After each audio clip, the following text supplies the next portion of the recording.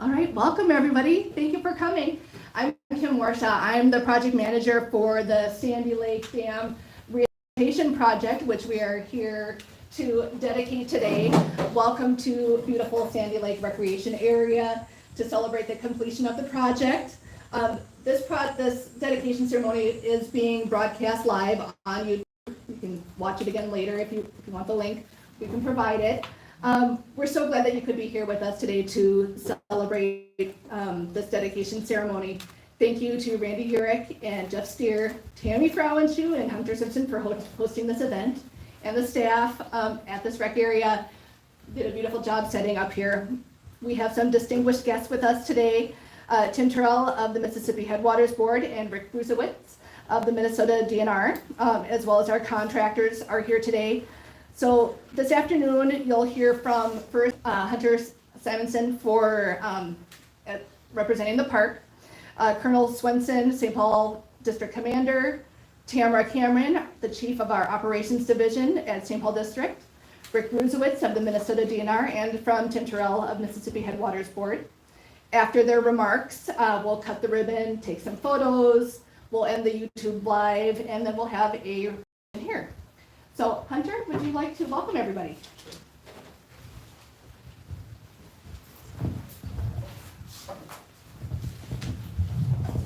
All right, welcome everybody. My name is Hunter Simonson. I'm a park ranger here at Sandy Lake Recreation Area. Just like to welcome you all here today. We really appreciate your participation in this event. I want to give a special thanks to Christina Vasur, who is the COR on the project, and I want to thank all the contractors for all the great cooperation with us and working with us and making sure that everything was working out for the park. So, thank you.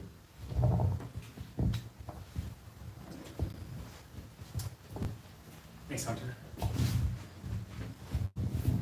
Well, good afternoon. It's a great day here at Big Sandy. I was here, I guess, this last winter with Tammy. I think she showed me around, and there weren't a lot of guests at the time. She said, "Well, we've kind of been closed." And she showed me the dam rehab project, and I was just so excited for all the hard work that so many people have put towards this project. And I'm thankful to our contractors and the team here for getting this project across the finish line. And I'm excited for our campers who, after a couple-year hiatus, are allowed to come back to this beautiful headwaters area and enjoy the scenery here. I echo, I have a couple of prepared remarks, but I just want to thank Kim. She killed it on this project as our PM, and these projects are so important to so many people. So I just want to thank her for her efforts here, and the whole staff here at the lake for hosting us and helping us get this project over the finish line.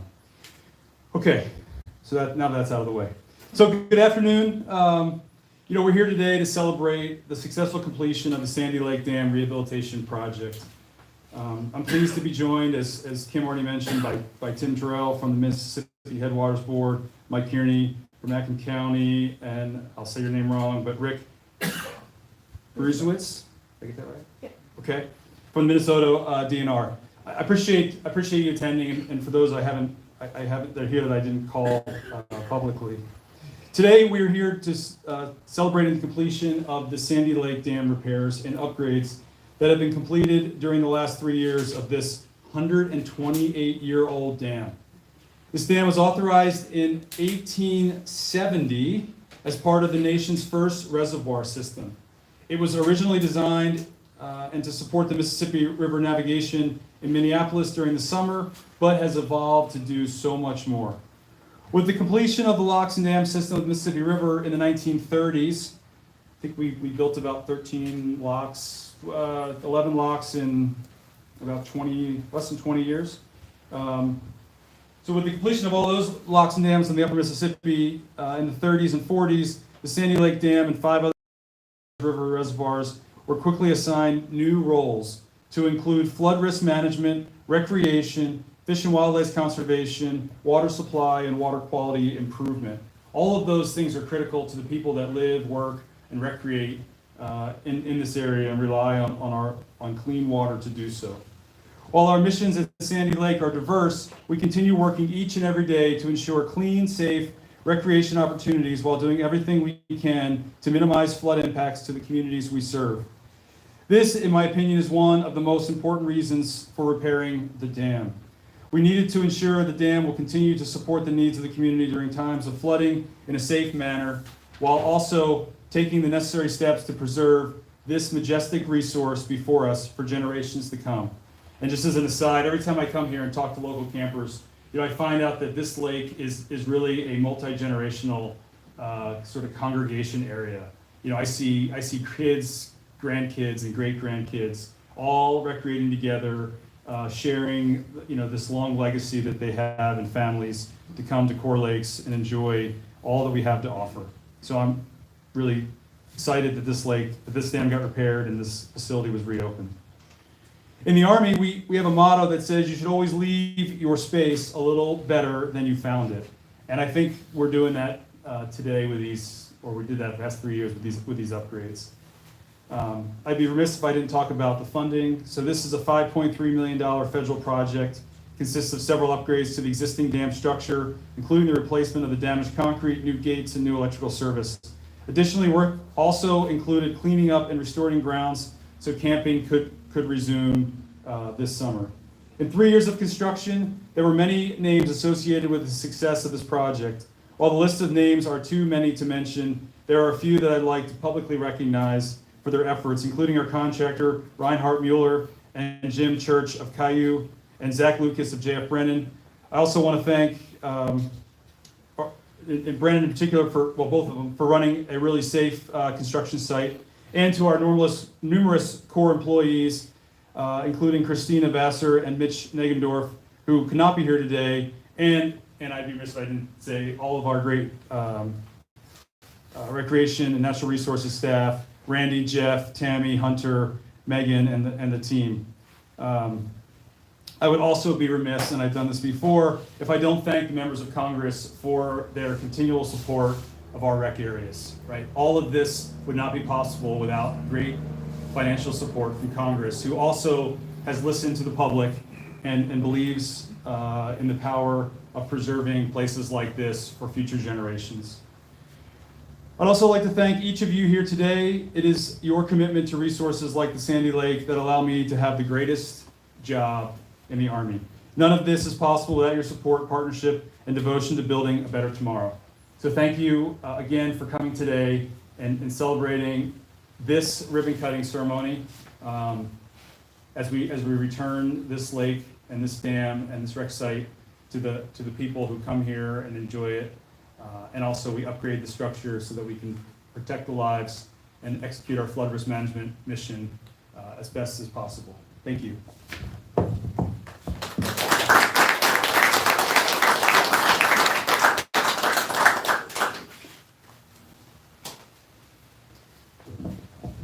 Facebook Live, wow. I think this is my first Facebook Live. I'm kind of excited. I hope someone's out there. Good afternoon, I'm Tamara Cameron. I'm the Chief of the Operations Division for the Corps out of the St. Paul District. I'm very pleased to have the opportunity to acknowledge our tribal partners. Our tribal partners were invited today, and we're sorry that they couldn't be here with us today, but I do want to say a few words to recognize that. The Corps of Engineers Sandy Lake Dam and Recreation Area is located on ancestral and contemporary lands of indigenous people. Just last week, we gathered here with tribal partners. We canoed across the lake, we shared a meal, and we had a very sacred ceremony right here last week, which is extremely important to our partners, and we're so very grateful and humbled to be able to host that ceremony every year. Also, the year before, I just want to say thank you to Caillou and Rhinelander and JF Brennan. About this same time, the year before, construction was underway. And as a native-owned company, your folks stopped. They probably experienced some delay. They had concrete waiting to pour. They stopped and they waited for us to have our ceremony, and we're so grateful for that. And the chair of the Great Lakes and Fish and Wildlife Commission even mentioned that fact, that it was very gracious for you to stop and respect the ceremony we were having. So just want to express that appreciation sincerely. So this site that is sacred to Anishinaabe people, we just want to share this acknowledgement as an important step in our ongoing efforts to sovereignty of the many Native American tribes that have ties that we maintain, and we serve as stewards over the natural resources that are very significant to Native people.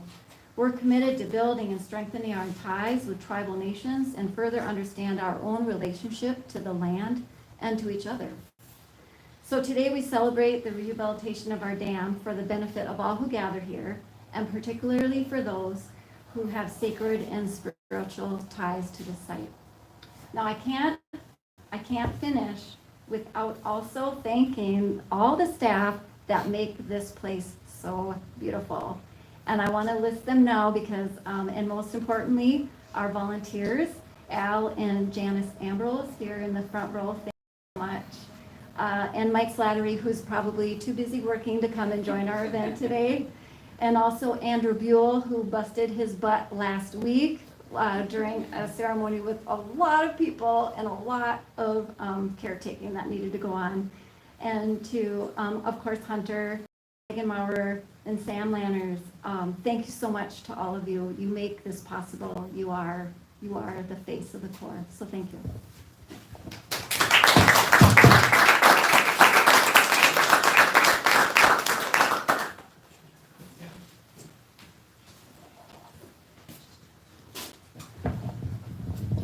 Hi, folks. When Kim, well, first of all, my name is Rick Bruzowitz. I'm with the Minnesota Department of Natural Resources, and I work out of the Aiken Fisheries Office downtown. In any event, when Kim first asked me to say a couple words, I thought she really meant a couple words. I didn't know that I was supposed to give a speech of sorts. So I'm glad the Colonel started us off. And I want to start with something that he ended with, and that's the part about leaving the place better than you left it, or than you found it. And that's an awesome, awesome thing. And from my perspective, I look out on this great resource, and you know, probably for everything that goes on here, whether it's the wild rice, the fish in the lake, the river system, the watershed, which is basically the same size watershed as Mille Lacs. It's a huge watershed for this little 6,000 or 6,500 acre lake, and the river systems that flow into it. It's a spectacular natural resource that I'm happy to be partnered with you guys and everybody else in the band for maintaining the resource here. Regarding the dam, I am really, really happy it's safe now because I live downstream. And that's a very important thing for me.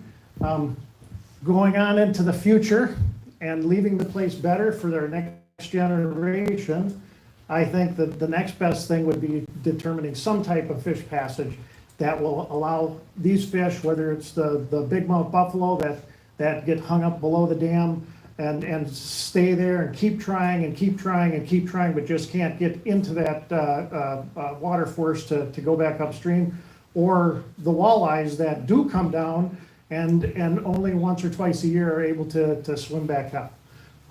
So I think that, you know, think about the future is I guess what I want to leave with you. So thank you very much.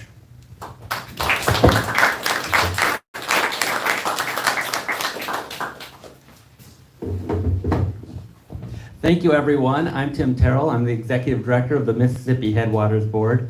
As I was listening to everyone here, I just kind of wanted to say, you know, I have county commissioners on my board, and I think your staff and everybody in St. Paul kind of deals with some of the same situations, which is half the people like what you're doing and the other half don't. So, you know, with you, everybody above the dam wants you to release the water, and everybody below it wants you to hold it in. So, you know, you just can't ever get those people to agree. And actually, when I came to Aiken the first time, I actually heard some of those comments, and I thought it was kind of interesting. So a little bit about the history of the Mississippi Headwaters Board. We were created in 1980 as an alternative to federal control over the Mississippi River. There's nothing like the Mississippi Headwaters Board anywhere in the country. We have planning and zoning authority on the first 400 miles. And of course, everyone asks, what's 400 miles? It's basically from Itasca State Park all the way down to around Royalton in Morrison. If you don't know what that is, that's basically where Treasure City is when you drive by on 371. So that's just something to let you know. And I have 8 county commissioners from 8 different counties, and we just do one thing: protect the Mississippi River. We don't have to deal with all these other issues. So there's those some things to do. The things that we worked with, particularly on the Corps, about 2 years ago, we were looking at the idea of putting signage up on the Mississippi River. There is a ton of people that go from source to sea, and I mean a lot of them. And they're on Facebook, they're on social media, and we just don't really keep track of them. But there's like quite a bit. I just ran into one when I was kayaking down the river here just last 2 weeks ago, and so that was kind of interesting. But we kind of start out with the premise that everybody kind of wants to be a Tom Sawyer or Huckleberry Finn, but you know, they don't want to necessarily have the bad experiences that they had. So we noticed that the people that show up at a place, they see an access, they thought, oh, I could jump on the Mississippi River, but then they say, well, where does it end up? How far is it? Some of those things. And so we kind of wanted to market to those people that go out there and want to enjoy the river, but don't really quite plan everything out. So we put up signage. We worked through a challenge partnership through the Army Corps of Engineers. That was the operations or administrative hoop that we went through. And we worked with the Army Corps. We put up signs. It's actually down at the axis if you want to take a look at it. But it basically has a sign. It says you are here, you exit here, and this is about how much time it would take you to paddle. So it just kind of gives you, the average person, especially if you're camping here, that really gives you a good idea because you can figure all it out. It tells you how to get places and do things. So that's some of the challenge grant we did with the challenge partnership. But you know, just one thing, I'll just kind of leave you with this, is government was never really created to work by itself. It was always created to work with others. So if you never have enough staffing, or capacity, that was intentional. That was made that way so that you would have to go out, and so you would have to partner. And by coming together at different levels and having diversity of thought in areas, you actually take an idea and it expands. So and makes you think about things in different ways. So from the Mississippi Headwaters Board, we want to thank you for this beautiful place, allowing the recreation, but also allowing people to experience the Mississippi River in a meaningful way. Thank you. All right, thank you, Tim. The Corps of Engineers, it's really a special place. One of the most spectacular things about this agency is our ability to partner, and this project, it really is the perfect way to demonstrate our partnership capabilities. So thank you to our contractors, our tribal partners, to the Mississippi Headwaters Board, to our volunteers. You guys you make this a better place, and you make this rec site fantastic. So thank you all. Next, we will move behind me to cut the ribbon. And after that, we'll have a little ceremony, or a reception. Thank you.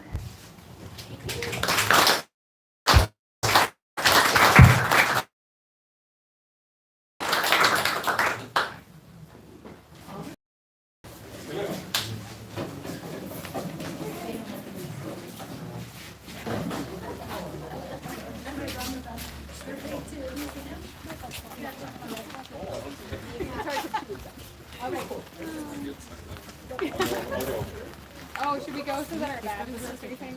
Yeah, so, well, yours would be. Okay, yeah. Scissors? Grab the scissors. Yep, you guys want to move a little bit forward, and they'll stand behind the ribbon.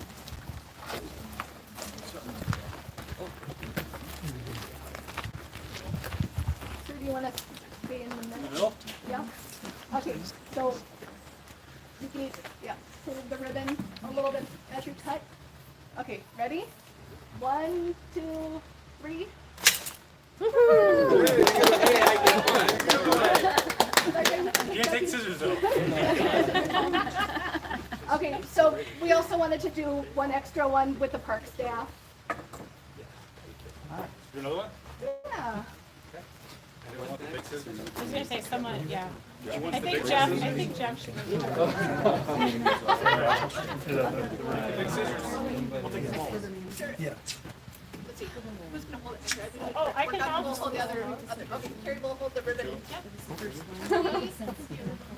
Excellent. I think there's some scissors back there. Randy here. Yeah. Yeah. Sam,